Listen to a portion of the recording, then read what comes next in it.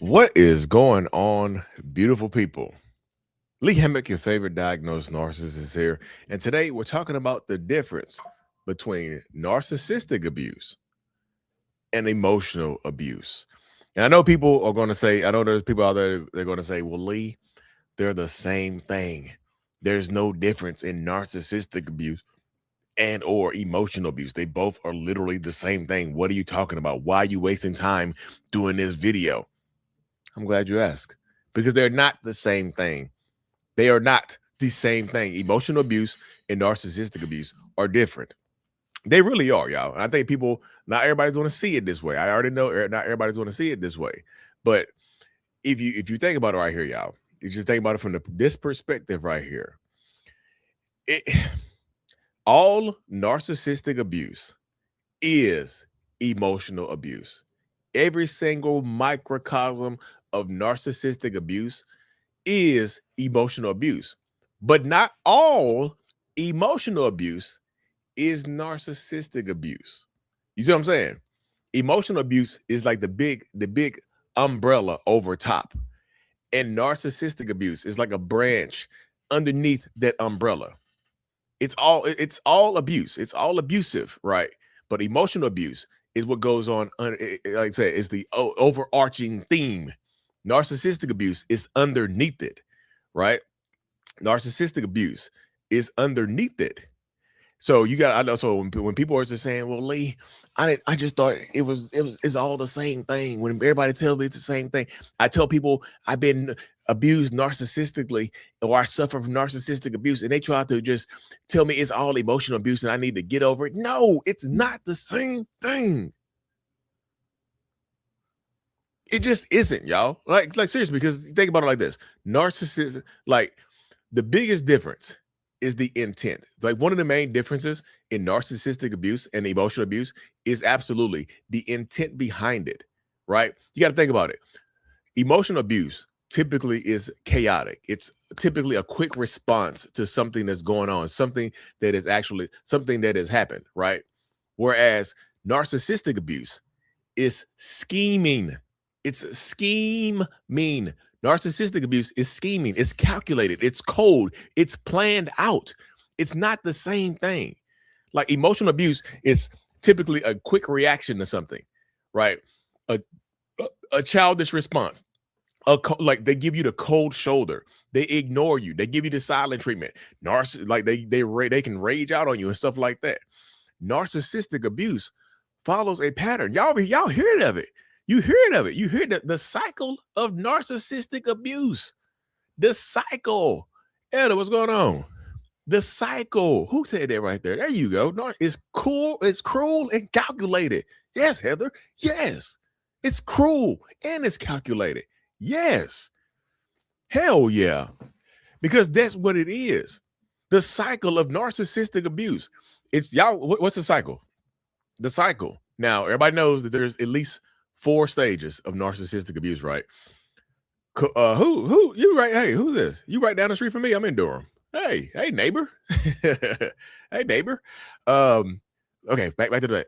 But idealization, the love bombing phase, devaluation, discard, Hoover. Those are the four stages of narcissistic abuse. But y'all know I have a video series, of course, called Understanding the 7 Stages, where I add 3 more stages to the cycle of narcissistic abuse.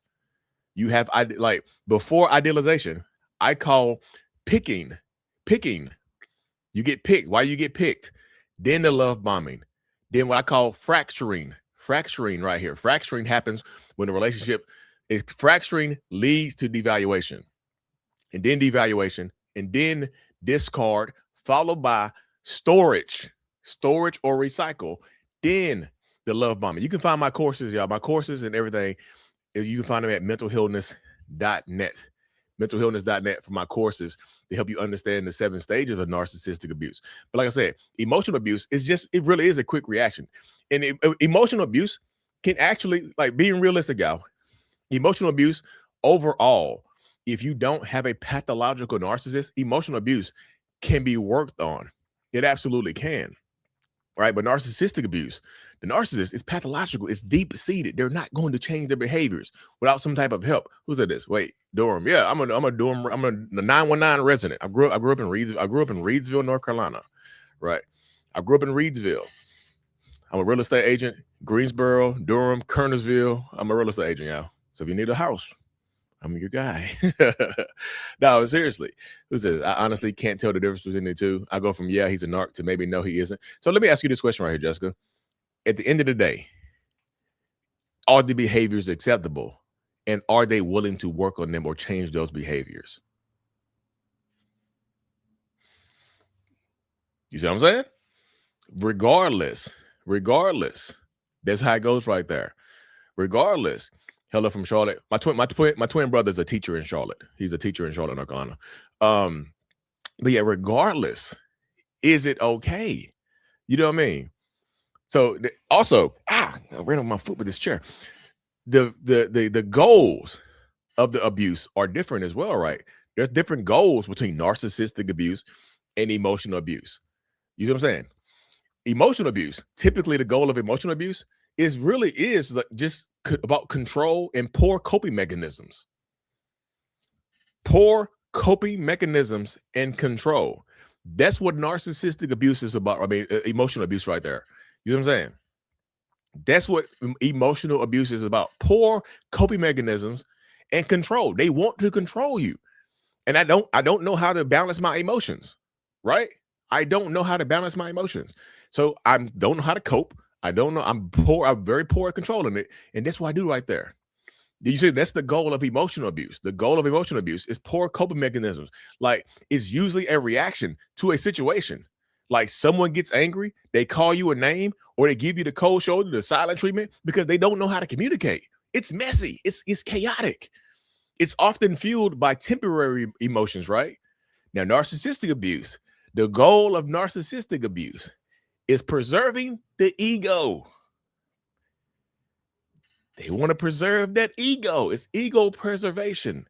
It's not just a reaction. It's a strategy. That's why I tell you, it's a cycle of it, right? Like, think about it like this. I'm gonna give you a look inside my mind. As someone is diagnosed with NPD, if I feel small, I have to make you feel smaller to validate my ego. I have to feel big again, so I need to pull you down.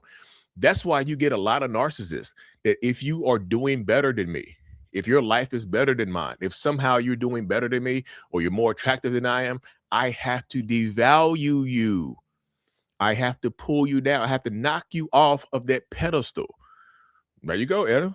There you go, Etta. I have to knock you off of that pedestal to make myself feel better.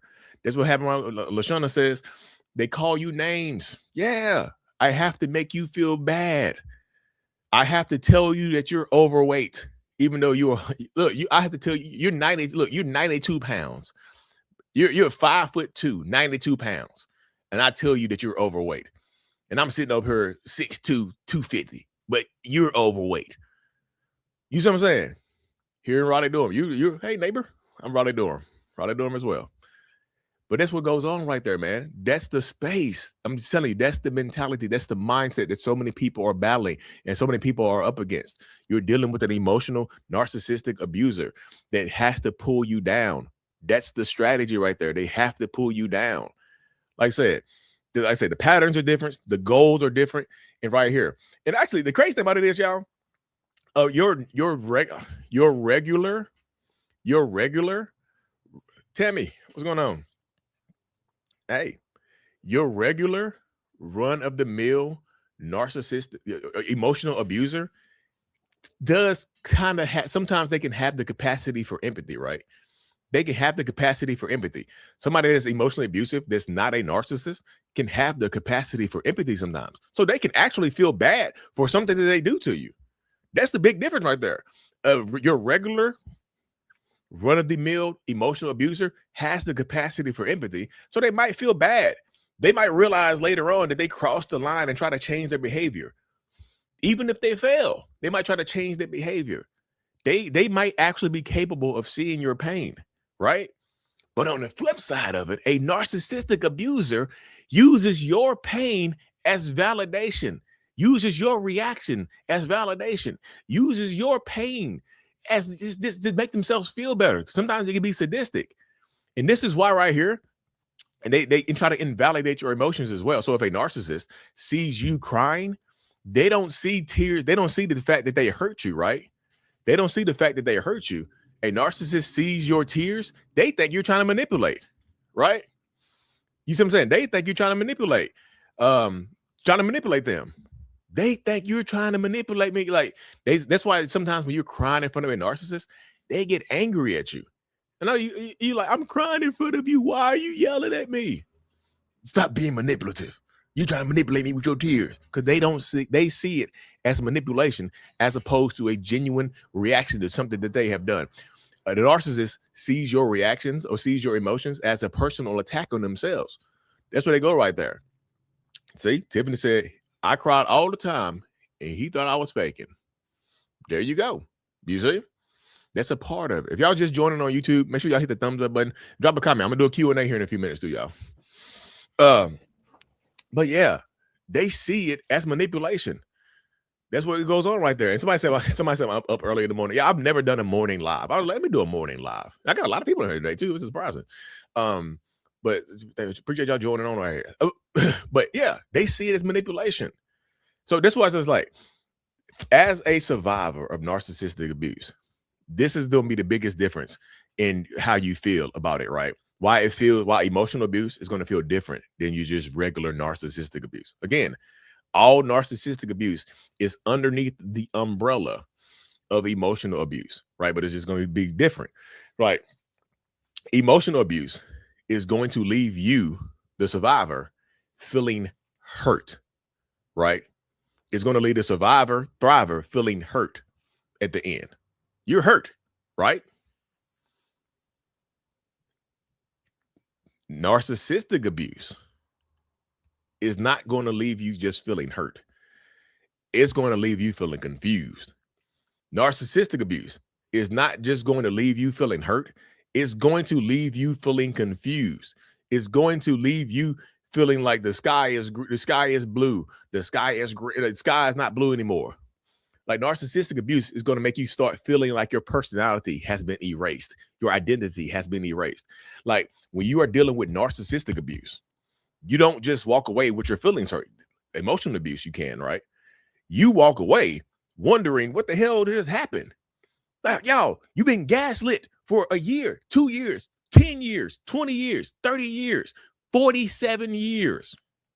That's the longest. Shout out to yeah, that's the longest right there. I've heard somebody being in a relationship like that. Shout out to her. 47 years of narcissistic abuse. The gaslighting, the smear campaigns. That's what makes it narcissistic. That's what makes it not just normal emotional abuse. That's when people try to dismiss you.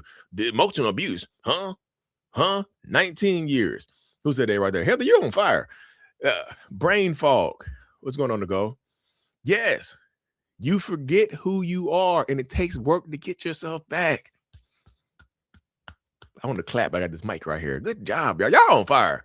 Y'all on fire this morning. I like this morning live. Y'all like the morning lives. You give me a thumbs up. I might start doing more of these right here, y'all. But yeah, y'all on fire this morning. Y'all teaching me. Y'all teaching me. And Tammy said, 33 years of narc abuse for you. Like, you survived that, though. You survived it. You survived that thing. Etta. That's my homie, Etta. Etta's a part of my support group, too, y'all. So I always appreciate her hopping in here. And Tammy, too. But yeah, like emotional abuse is like a punch to the gut. Whereas narcissistic abuse is a slow acting, like, poison. It's a disease. Like emotional abuse is literally like a punch to the stomach, leaves you hurting and bent over, right?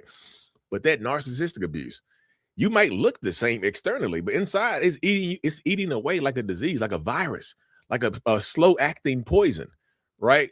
Like you ate some bad puffer fish. You know, puffer fish can be poisonous, right? You eat the wrong part of it. Fugu, what do they call it? Fugu. It makes you forget who you are. It does, man. And that's why I say it's so important to recognize that there's differences between the two. There really are differences. So whether you're a survivor of emotional abuse or narcissistic abuse, shout out to you. for surviving that. First of all, I know that's tough as hell. That's super tough to deal with, right? And like I said, I'm grateful that y'all have made it this far. Be proud of yourself, man. Seriously, be proud of yourself. I felt crazy until I saw you and Dr. Ramen, probably, right? And that the light turned me on. Yay, yay. 20 years on and off. He says crappy things about me. He believes I did my daughter. Oh, yep, there you go, right there, y'all. So I'm got time for Q&A, y'all. So you just drop some questions in the comment section. Hit a thumbs up. Like I said, if y'all have experienced emotional abuse or narcissistic abuse, just drop a thumbs up in the comment section and whatnot. If you're on YouTube, make sure you hit that thumbs up button as well. Just like it. Hit that subscribe button. In a prison trying to appease them. Yep. How can they get better if they really want to? They have to really want to. That's the last part is very important right there. They have to really want to. They have to be willing to take accountability. They have to be willing to sit in the shame and deal with shame and things like that, y'all. I'm gonna tell y'all a personal victory that I had this week, y'all. Y'all know I've always had kind of like problems, you know, not necessarily problems, but like with my dad and whatnot. So I've always kind of like, I love my dad, right? I've always loved him, but we've kind of been distant. Our relationship has kind of been strained over the years and whatnot. So I've been working on it in therapy and trying to get part of, trying to, not necessarily kind of rebuild their relationship, but just like get closer and just understand his mind more. So tell me why my 60-year-old, I'm 40 years old, y'all. Tell me why my 60-year-old dad just had a baby. I got a 2-month-old little brother. My little brother is 2 months old, right? And like my dad is a new dad. So I actually went down there and got a chance to meet my 2-month-old brother. I got to meet my 2-month-old brother yesterday. And it's gonna sound weird, but it was like cathartic to see my dad trying to like being a parent again, right? He's holding, I'm sitting right there with my dad. I'm 40 years old, watching him hold his 2-month-old baby. And I can tell that he loves his son, right? He loves his son. And I know I was holding my brother, and I see my dad looking. I was just like, no, he's just like, what the hell? My 40-year-old son is holding my 2-month-old son.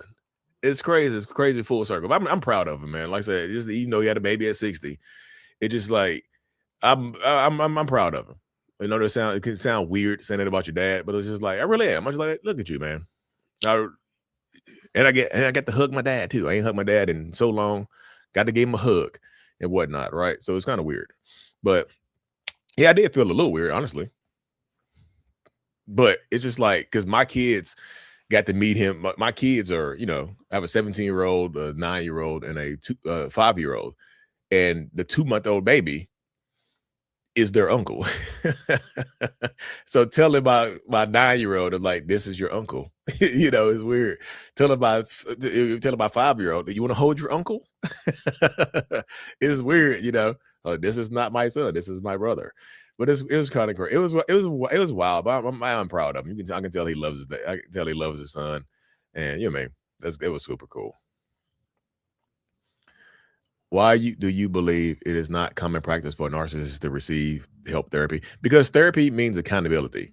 And therapy also, for me, means introspection, right? You have to have the ability to introspect. You have to have the ability to look within yourself. And most narcissists don't want to look within themselves because there's pain in there, right? There's pain within us. There's absolutely a lot of pain that goes on within us and whatnot, right? And so it's important to recognize that, like, a lot of us have this pain and stuff that we're going through, and this battle this kind of like battle that we're waging and whatnot. And so introspection is important. And most narcissists don't want to introspect because that means accountability. That means the pain and stuff like that. 515 days, no contact. There you go. Power up. Good for you. What if they go to therapy, but the crap hits the fan? So therapy, it's going to hit the fan. True therapy, real therapy that's working is going to make stuff hit the fan. That's just inevitable, y'all, because therapy is not an easy process. Even though I've been in therapy for 9 years, and I just looked, y'all. I looked the other day. I've been in therapy for like almost 9 years. It's almost 9 years. I looked on my little thing the other day. I've been in therapy so long. I was just like, damn. Um, for it's really is crazy. I've been in therapy since October of 2017. Right. And that's why I just like, damn, it's been so long that I've been sitting in this therapy. But it's work. It's hard work, man. I promise you. Like the grind, like grinding through therapy, it's worth it though. It's a very unique thing to deal with, but it's absolutely worth it. It really is. I was like, damn, I've been in therapy so long, but it's so worth it. 9 years, y'all. What if they choose to go after the relationship ends? So if they are only going to keep the relationship, then it's not going to work. They have to be willing to go for yourself. Hey, if they say something like, I'll go to therapy for you. That's not going to work because they're only going to therapy for you. Just like, hey, look, if they're only going to go to therapy, if they're going to go to therapy, just say, hey, look, I'm going to take the relationship off the table. So whether or not you go to therapy, I'm not coming back. See what they say. Because that's how you can tell if they're real or not. Oh, I'm not going to go to therapy then. What? You're not trying to give any help. What's up, Etta? My ex is doing well in therapy. If his therapist asks me to attend, should I go? I'm not sure. So that's right there. It depends on what your goal is, right? If your goal, it really depends on what your goal. I wouldn't recommend going because who knows what he's been telling the therapist. And if y'all, I don't know what the contact is like with y'all right now. So it really just depends, right? What's the best therapy for a narcissist? For me, I just do talk therapy. Y'all do because I'm a talker. Y'all see me, I'm talking to y'all right now. I'm a talker. I only know how to talk, right? I only know how to talk. So talk therapy works for me because I have the ability to verbalize my thoughts very well. I'm very good at verbalizing my thoughts. So talk therapy works for me. Do do do. Find when you're strong and who they are. Take things to a new level that is different. Yep, yep. The best thing the best thing to do is see the pattern. You have to see that when you know, oh yeah, you have to see the patterns. Pattern recognition is absolutely important when you're in a toxic relationship dynamic. What's the difference between a covert narcissist and Machiavellian? Do Machiavellian do narcissist? So Machiavellian people do narcissistic abuse, but covert narcissists can also be Machiavellian. Not see, this is kind of like the same umbrella concept as narcissistic abuse and emotional abuse. Like all Machiavellian folks are narcissists, right? Or narcissistic, but not all covert narcissists are going to have Machiavellianism, right? And so, yeah, it's an same umbrella concept. The narc I was with used therapy as a performance, so be careful with that. Yes, I actually refer to that as performative therapy. They're just in therapy for performance, but it's a performance piece. They're just in therapy to to prove that they're in therapy. Hey, I'm in therapy. Look at me. Look at me. Look at me. I'm in therapy. Look. It's a performance piece. And they go in there and lie, right? See, I just said that. I was like, I just said they go there and lie. I pulled this comment up. They said they go to therapy and lie. Yep. You just like that right there. So I don't know if Edda's still in here, but I actually had experience with somebody. I actually have somebody that had experience going to therapy session with a narcissist, right?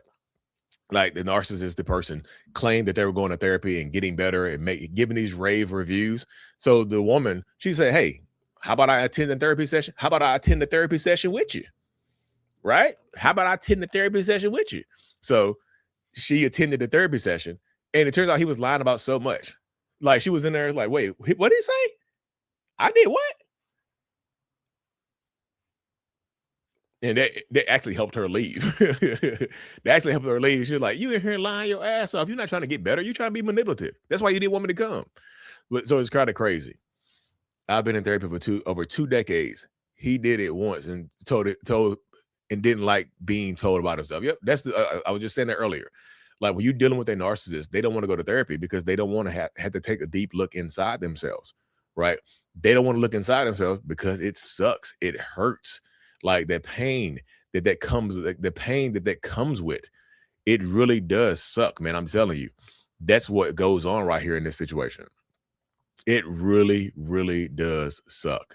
And like I said, I hate for people to have to deal with that, but it is part of it, right? It is part of what goes on here and whatnot, Receipts. View all. I only have 7.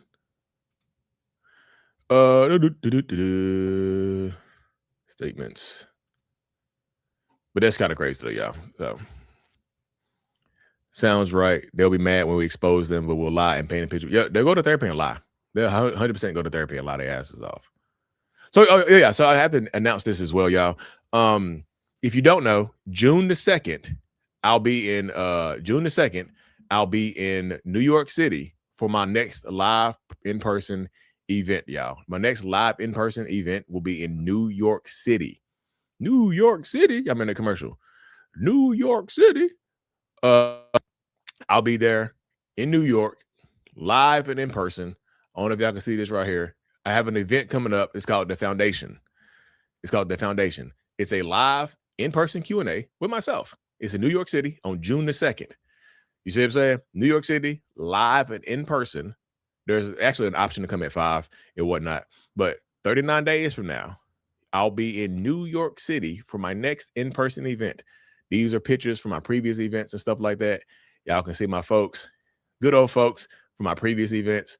Shout out to them and whatnot. So New York City, June the 2nd, I'll be up there. Y'all can find more information at mentalhealness.net/events. Mental Healness, it's right here, y'all. mentalhealness.net/events. Y'all can find more information about that. In therapy, he blamed all our issues on me. Yep. So that if they're blaming everything on you, your chances of things getting better are 0. I'm not even trying to be mean. It's just like if they are in there blaming everything on you, your chances of getting better are absolutely 0. Because how would you get better? How would you get better right there? You said, how would things get better if they are going to go that way right there? You know what I'm saying? They can't. Appreciate it. The narc that manipulates God is the worst. Jessica, you trying to set me off this morning? Because I absolutely agree. You want to see me get angry? You won't like me when I'm angry. I'm kind of like the Black Hulk, right? You won't like me when I'm angry. I turn green. I turn dark green because I'm black, right? But yes, I hate spiritual manipulation with a raw, seething passion. I hate it. Hate it. Hate it with a raw, seething passion. So actually, that y'all see right here. Y'all see, this is my this is from November 13th. This is my not my first therapy invoice because she changed things, but like you see, November 30th, 2017 was when I switched therapies to go here with her. So y'all can see over the years, 2022, 23, 24, 25, 26, over the years that I've been going to therapy. I've been paying for it too, y'all. So it's crazy.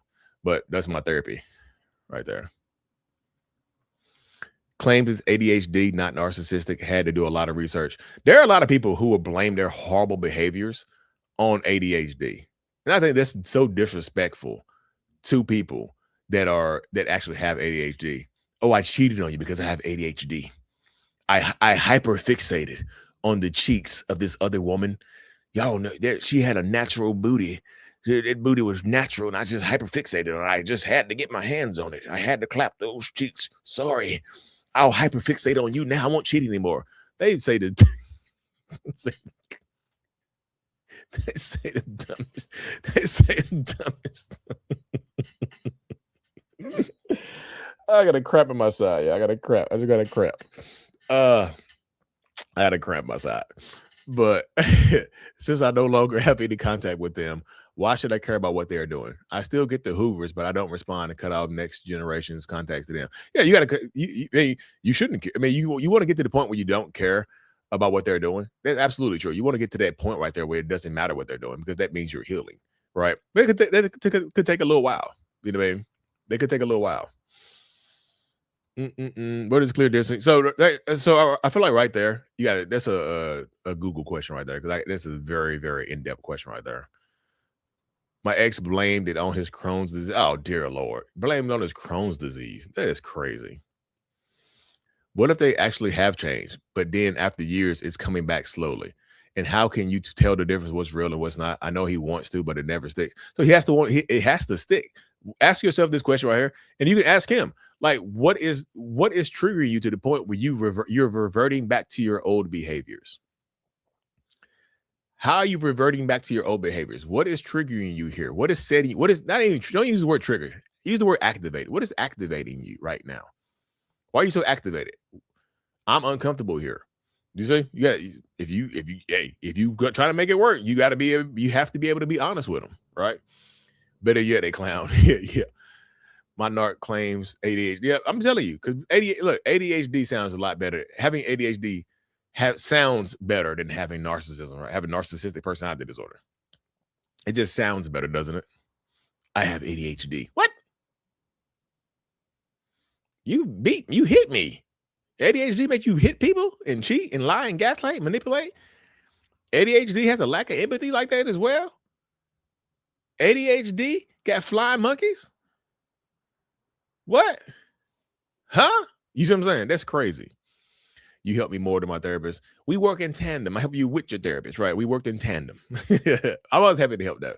Always happy to help. Oh, yeah. So I do have another announcement as well, since y'all been riding with me so long. I'm about to start. Y'all know I do my one-on-ones over Zoom, right? I still do my one-on-ones over Zoom and phone calls. Mentalhealness.net. Actually, we're doing a special on pricing for the next few months. But also, I'm about to start like text message coaching as well, like through the app Telegram. I'm about to start text message coaching. We can do voice notes and things like that. I might do emails, but emails seem a little bit more complicated and whatnot, right? So I might do emails, but we'll see here in a little bit. But that's what's going on right next, y'all. Again, my courses, you can take one of my courses at courses.mentalhealness.net, and those are 50% off if you enter the code mothers or fathers. One of those codes right there will get you 50% off my courses and whatnot. He tried to say I have ADHD. Your ADHD is making me abuse you. How crazy does that sound? This narc said they didn't have a good example of a successful relationship because the adults in their life have all met. So that could be true right there, right? That could absolutely be true, but that's not an excuse. You know what I'm saying? It could be true, but it's not an excuse. Like you can absolutely have bad examples of relationships in your life, right? And have no basis on actual, have no good foundation on what an actual good relationship is supposed to look like, right? That can absolutely be true, but it's not an excuse. Okay, you didn't have good relationships to model as a child. Okay, cool. That is not an excuse though. What are you going to do about it? You mean what are you going to do about it right now? That becomes the question right there.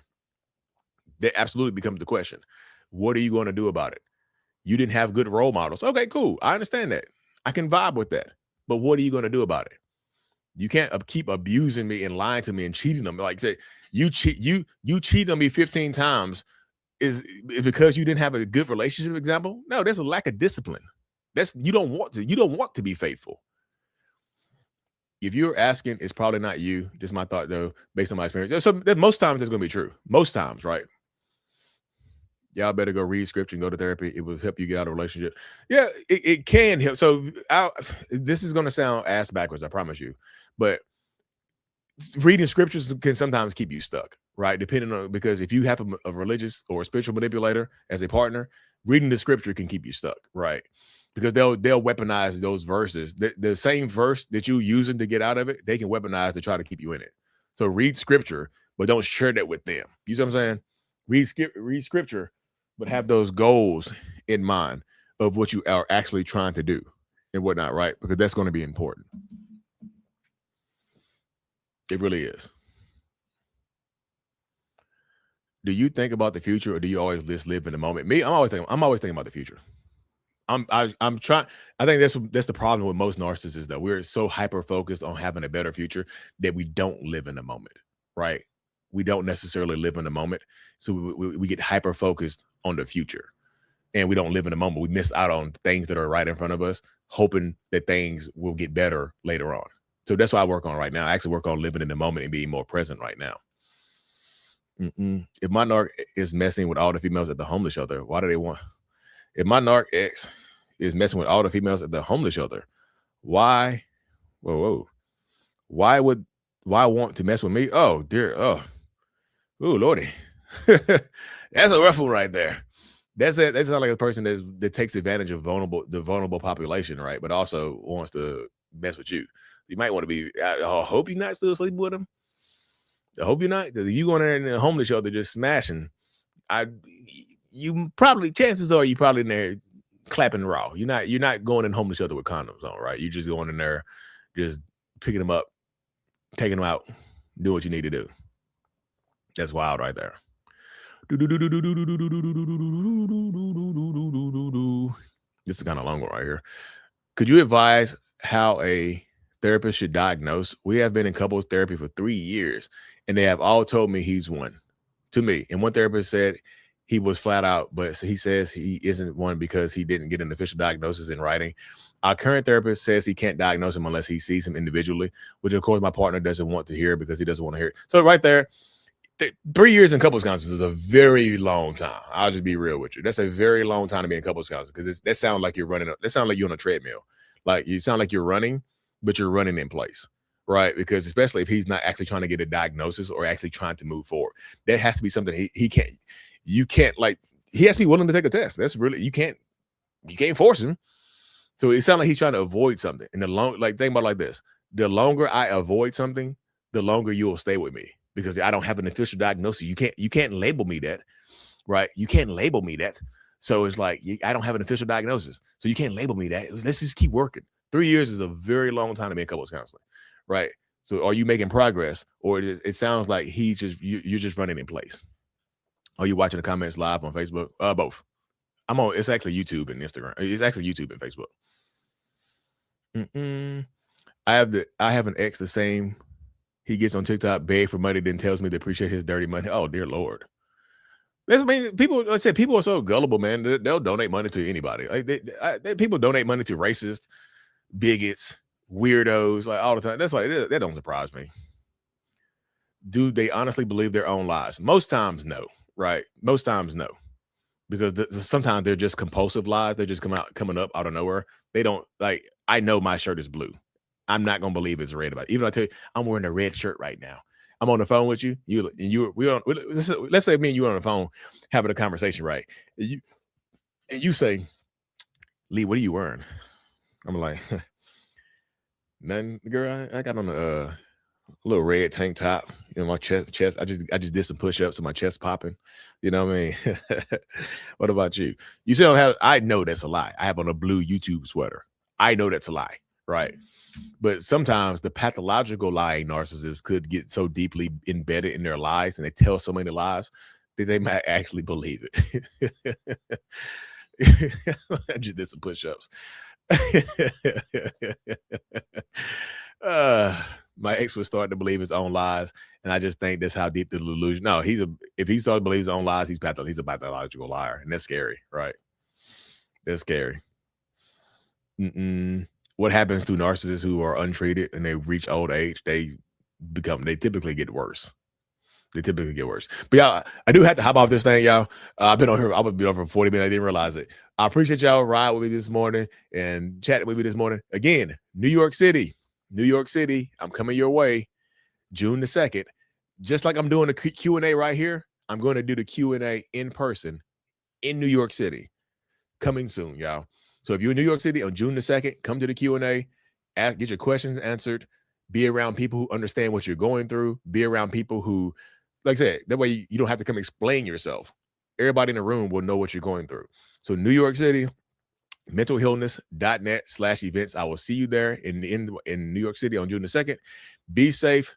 Take care of yourselves. I appreciate y'all. I'm so grateful for y'all. Thank y'all. And we will chat later on, y'all. Peace.